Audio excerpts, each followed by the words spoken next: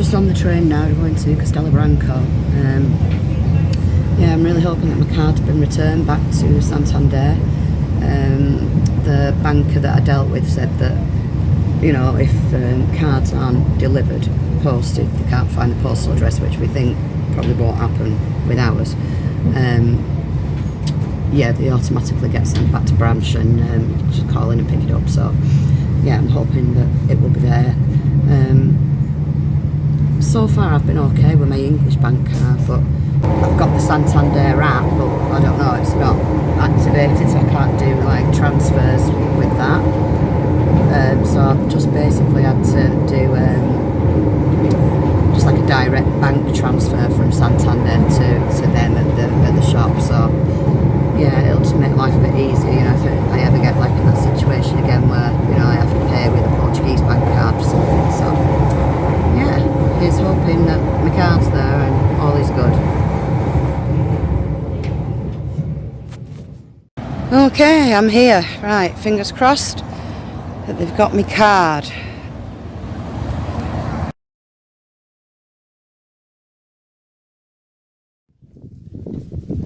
Hola, bom dia, and welcome back to another episode of Our Perfect Piece of Portugal. It's absolutely stunning today. I'm hoping though it's not too windy. I have got my furry cat, is that what you call them? You know, my fluffy microphone on, so I'm hoping that it kind of cancels out a lot of the wind noise. So yeah, it is stunning. The sun's out. It's supposed to reach 23 degrees today, but at the moment it's a little bit chilly. So I'm going to do a couple of jobs inside. I finally got the correct size pipe from Maxmat for the toilet, so, and the correct silicone. So I'm hoping that I can get that done, and yeah, then that's the toilet properly up and running without, you know, the leak from that wobbly pipe. So I'm going to crack on with that. But first I just wanted to take you on a walk. You know, it's always just, you know, sod's law, isn't it, that when you wish you had your camera, you've just not got your camera with you. So yesterday I was walking down to get another piece of willow, and there was a piece of metal that we'd previously propped up against the fence. That we propped up against the fence to kind of fill a hole that we thought a fox or something was getting through. As I picked up the piece of metal, there was only a family of snakes under it. I was like, I mean, they were only little, they were obviously babies, so it must be a little nest there. So yeah, I would have loved to have had the camera to capture that. So I'm just going to come down. I put the metal back on the floor where it was. So I'm just coming down now just to see if they're here again today. So, and I can't believe like the difference in a day. I mean, I'll turn you around so you can see. So literally a day ago, this was a second pond. It was a second dam practically. It was absolutely full of water, and we thought, well, that is just never going to drain in a month of Sundays. And I can't believe it. I mean, where has the water gone? I don't understand how all that water can just vanish in a day. It's just, it baffles me. I'm sure it has something to do with, you know, the last week or so of brilliant weather that we've had and the water table dropping. But that is just like incredible that can just disappear, all that amount of water in one day. Right, so here is the piece of metal, and I'm wondering if there is anything to see today. So I shall zoom in a little bit and see if there's anything to capture. And I'm presuming they're under there because it's nice and toasty with it being metal. It might not be quite warm enough for them to come out of their nest. They did go in like a little hole. I'm a bit scared now because I know they're here. Right, okay, let's take a look. Ooh, I'm scared to put my fingers near it. It's usually wasps that are hiding under things like this. Right, okay, let's have a look. Oh, yes, they're there.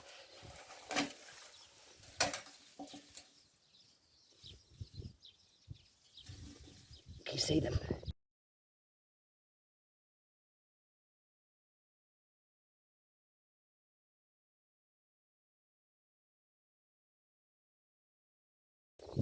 I don't know whether I managed to catch that or not, but they were definitely there. So I'll put it down, not disturb them. Don't want to come and bite in my toes or anything, and yeah, I'll see what we can capture later.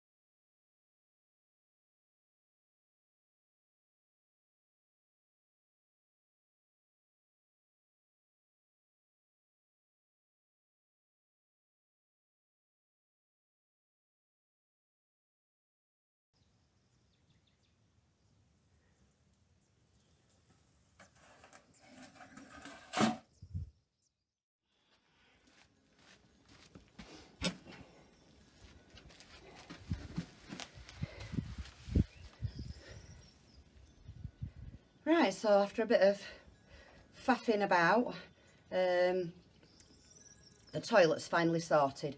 So it was like an L-shaped pipe I was putting in. So to start with, because I'd already fixed the toilet pot in place, and it was all kind of fixed down and silicone, the L part on the pipe was too long to get in the back. So I've cut that down, put a really tight rubber seal washer thing on, pushed it in, and it's a perfect fit, and that is dry as a bone now. The problem that I did have was the flexi pipe that came down from the system had like a wider circumference on the end to fit inside that L-shaped pipe. So I've had to cut that wide bit off and just basically feed the flexi pipe into it and put another rubber, luckily we had another one, another rubber like washer type thing on, and fingers crossed, after a few litres of water and a few adaptations, we're done. So I'm really pleased that that's now finished. So now I'm going to do the big unboxing of the toilet seat, and it's usually like what should be pretty simple jobs like this that completely confuse me, and I'll probably really struggle with it. So I don't know whether we've said like the costs of things, because I know I'm always interested in other people's videos and the costs of things, because it just helps me. So the actual toilet itself, without the cistern, just the basin, was €44, and that was from MaxMat. We've probably spent maybe, in total with wrong bits and bobs, probably about €10 to €12 on the different pipes, maybe a little, well, let's say €15 on the pipes. And this one, it's kind of a budget range toilet seat. It's a plain white toilet seat, but not like the cheapest one that was in MaxMat. I think we paid about, I don't know, maybe about €20 for it. It might have been less than that. I'd have to check the receipt. So I'm hoping it comes with instructions, because like I say, I'm not the best with these kind of jobs. Oh, just even getting it out of the box is a struggle.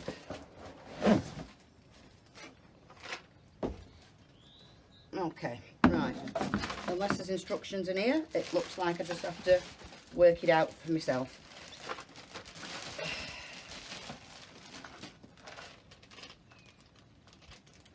Oh my word.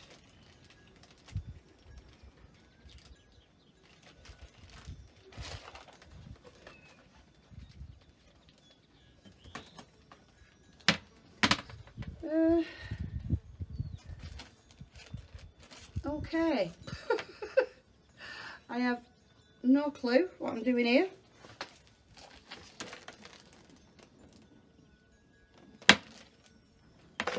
I think I better YouTube it.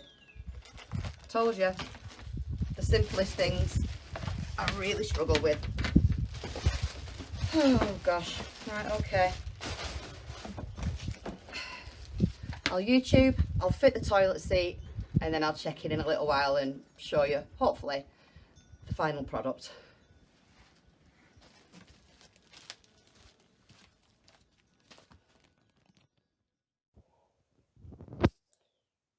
Oh, I didn't have to look at YouTube after all, so I just kind of sussed it out. It was a bit like a puzzle, but I did it. So there we have it. One toilet completed. Fingers crossed, no more leaks. Everything's fitting well, and I'm just going to complete it with the white silicone around the bottom this evening. So yeah.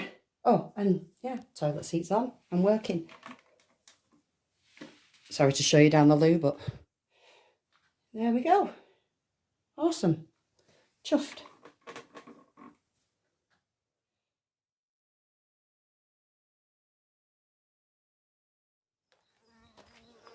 Oh, waspy. Go on. Oh, I really don't like wasps. So I'm really happy with the footage I've got. I mean, it's nothing like wild or anything on my wildlife camera, but you know, it's better than last time. At least there's four different species. Well, not species, but 4 different animals this time, so that's good. But just where this stork keeps coming feeding and the javeli is like eating up the field, I'm going to change tack again and see if I can catch anything on this side. Hopefully the stork. I can't seem to get a decent close-up of him, her. So I'm going to just pop it on the fence post here and hopefully, well, not hopefully the javeli will come back, because I really don't want them to come back because they're making a right mess. But it'd be nice to catch them anyway. So, where is it? Ow! So SIM card's deleted and it's ready to go again. So yeah, give us a few weeks and we'll find out what we've caught this time. Oh, sorry about the hair. Yeah, took advantage of the nice weather and had an off-grid shower and a hair wash. So, right, let's get this camera in place.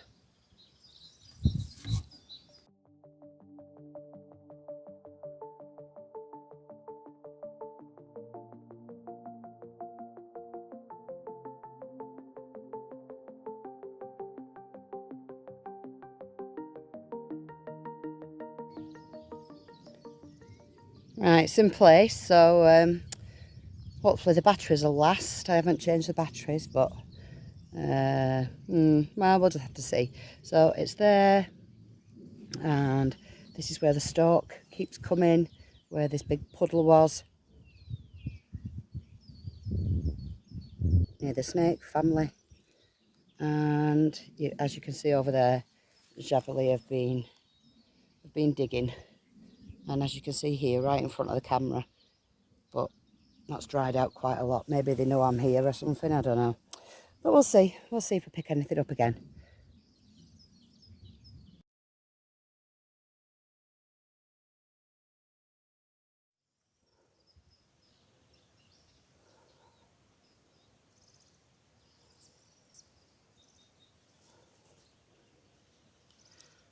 There we are, there's a close-up of the bird I was concerned about before.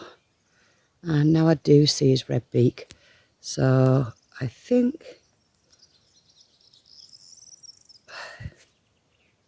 it's Mr. Stork. Sorry for the shaky footage.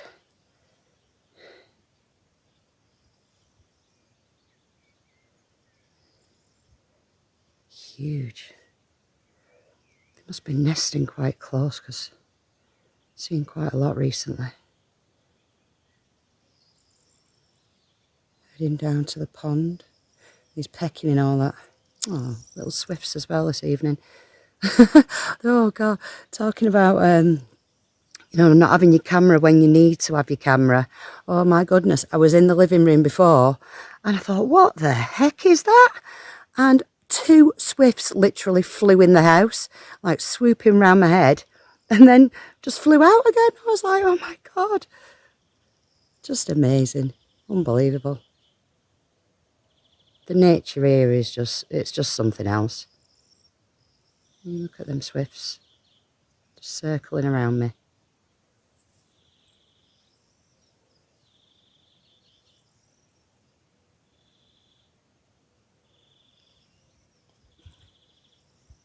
So where Mr. Stork is, that's where there was a great big pond of water just yesterday, and now it's all dried up, so he's probably having a good route for what he can find in there.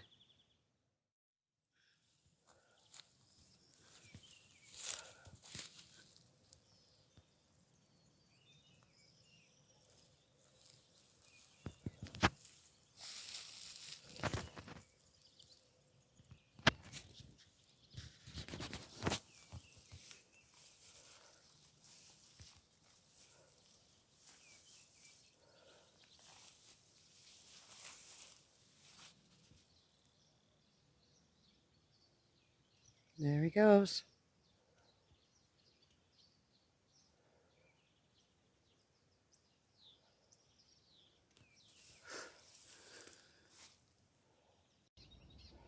Check me being all grown up with my big girl's equipment.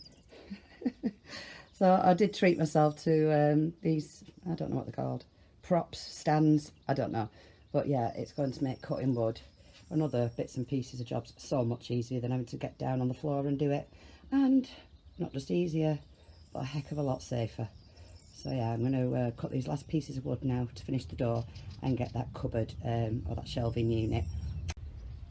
Sorry, the train was coming. Yeah, so I'm going to get the door finished off now. 2 more pieces of wood, and then I'm going to get the little shelving unit tongue and grooved. So yeah, excited. So I'm just going to take a look at this this wood, because last time there was so many dodgy pieces in the pack. It was shocking. I mean, this top one looks fine. So it'll be interesting to see how many pieces out of the, I think there's 10 pieces. Yeah, it'll be interesting to see how many are actually usable. The last pack, like I say, was awful.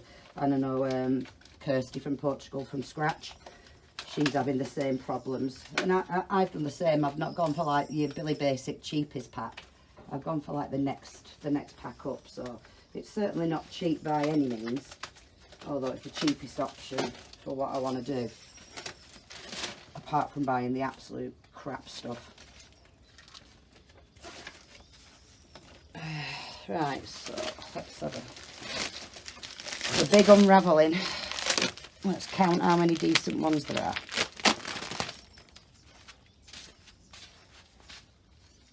So 1, 2, oh my word, it's going well. 3, don't believe this, 4, 5, oh my goodness, 6, 7, that's got a knot in, but I don't really mind that because there's no damage. So I think that's 8, 9, 10, I cannot, I can't believe that. That's unreal. 10 full pieces with no damage at all, no big holes, no ugly knots. There's a knot on that one and a knot on that one there, but they're fine. They're not, they don't need filling or anything. So that is actually just a lucky dip, and I suppose I've come up lucky on that one. That's amazing. Right, let me get measuring and cutting.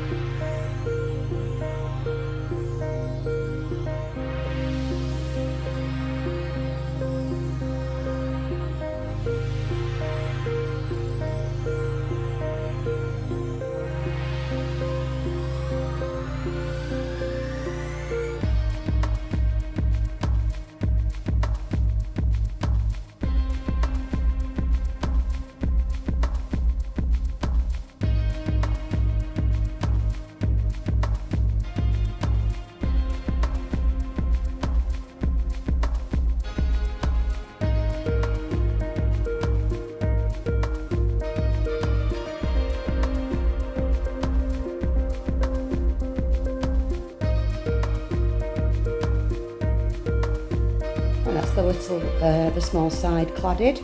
So I'm going to move on to the big side. I won't make you suffer through that. I'll just crack on with it.